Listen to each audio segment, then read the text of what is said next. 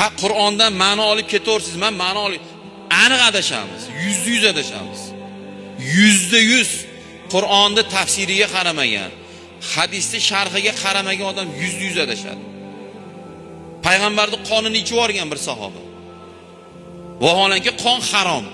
Bunga nima deydi o'sha to'g'miyelar? Payg'ambar uxlagan, tahorat ketmagan. Bunga nima deydi o'sha to'g'miyelar? Tuya go'shti yegan tahorat qilsin degan hadis bor. Bunga nima deydi shular? Alloh Qur'onda meni oyatlarimni oz pulga sotmanglar degan. Bunga nima deydi shular? Nima degani bu oyatni sotma deyapti. Oz pulga sotma deyapti. Ko'p pulga sotsa bo'ladimi? Oyatni sotishdan maqsad nima deyilgan bu joyda? Kim aytib beradi? Shuning uchun oddiy misol bilan men tushuntiraman-da. Aptekada hammasi dori. Dorixona deb bekorga yozmaydi.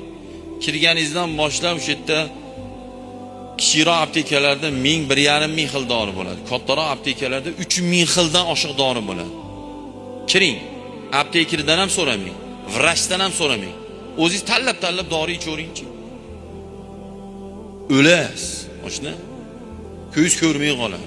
Zilyongan ko'zga qo'yingchi. Qur'onni shuni qo'lingizga ushlang. Qur'on emas-ku. Hadisaga. Qur'on deylik. Qur'onni qo'lingizga ushlang, oching mana. Hamma joyi hidoyat. Hali aptekada hammasi dori bo'lganda. Liboy varag'i mana ochdim mana. Varaq hadisda. 78-bet. Ko'zim yumib, sizlarga qarab bitta qo'limni qo'yib, mana An Aisha radhiyallohu ta'ala anhoda hadis. O'sha kayf qiluvchilarga bir luqma bergan odamni Xudoy taolo qabrida ilon chayallar bilan azoblaydigan hadis ekan mana bu. 179-hadis ekan. To'g'ri gapmi? Hidoyat bu, to'ppa to'g'ri.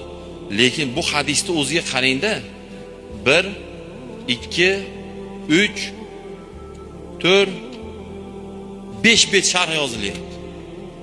Bir qator hadisga 5 bet tushuntirilyapti degani bu degani. 5 betga qaramayapti, bir qator. Shunaqa ham bo'ldi, все, tamom. Ketdi. Ha, ichi o'tayotgan odam ichi yurg'izadigan dorini olib ichsa nima bo'ladi? O'zi ichi o'tyapti. Ichi qatigan odam ichadigan dori. Qur'on, hadis, hidoyat. Lekin biz aptekadagi dorini qandoq, qayrimizga necha mahal foydalanishni vrachdan so'rab o'rganganimizdek, ular Medin instituti o'qidimi? Islom institutlarida Qur'onni o'nlab tafsirlarni o'qigan ahli ilmlardan so'rab, bu oyatda mana debdi, nima tushunamiz? Mana hadisda mana debdi, nimani tushunamiz deb so'rab, keyin undan hukm olsak, keyin biz adashmaymiz. Shunda keyin biz to'g'ri yo'lda bo'lamiz.